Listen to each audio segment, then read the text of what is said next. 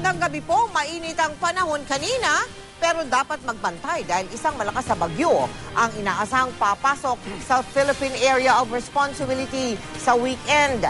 Typhoon status na ngayon sa ilang weather agency ang paparating na bagyong may international name na BOPA. At habang nasa karagatang Pasipiko pa ang bagyong BOPA, ay inaasahang mag-iipon yun ng lakas bago maglandfall o tumama sa kalupaan. Karagdagang detalye ihahatid ng ating GMA resident meteorologist, ang ating ekspertong totoo, si Ginoong Nathaniel Cruz. Mantani.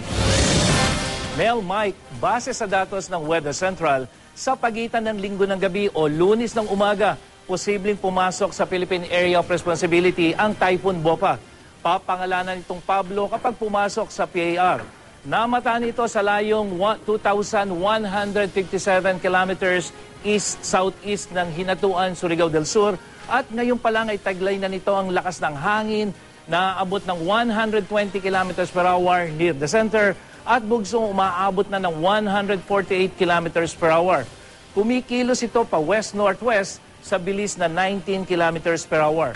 At kung hindi magbabago ang kilos nitong Typhoon BOPA, malaki po ang tsansa nitong maglandfall dito sa bahaging ito ng Visayas, itong Samar Leyte area sa araw ng Miyerkules.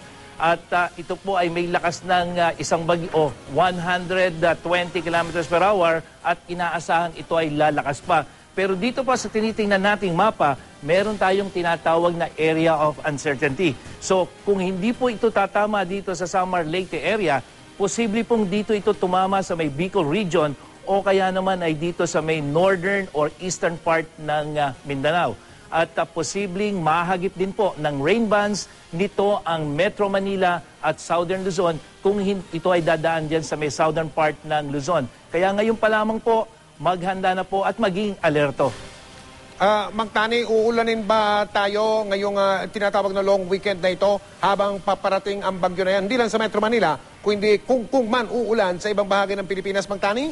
Mike, habang malayo pa sa PAR ang bagyo, di pa po natin dama ang epekto dito. Kaya asahan pa rin natin yung maaliwalan sa panahon ngayong long weekend. At sa Luzon, manipis na ulap nga, lalong-lalo na dito sa may northwestern section ang mararamdaman. Kaya po ramdam na ramdam ang sikat ng araw dyan. Gayon din sa ibang bahagi ng Luzon.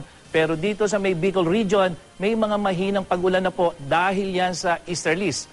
At magiging maaliwalas din ang panahon dito sa Metro Manila sa susunod na mga araw. Pero asahan na po na may mga mahinang pag-ulan, lalong-lalo na pagdating ng Linggo at Lunes. At sa Visayas, maulap din ang malaking bahagi pero may mahinang pag-ulan. Diyan naman po sa eastern section, hindi pa po dulot ng bagyo yan, kundi dulot ng mga hangin galing sa silangan at makakaranas naman ng kalat-kalat na pag-ulan ang malaking bahagi ng Mindanao at yan ay dahil sa Intertropical Convergence Zone o ITZZ.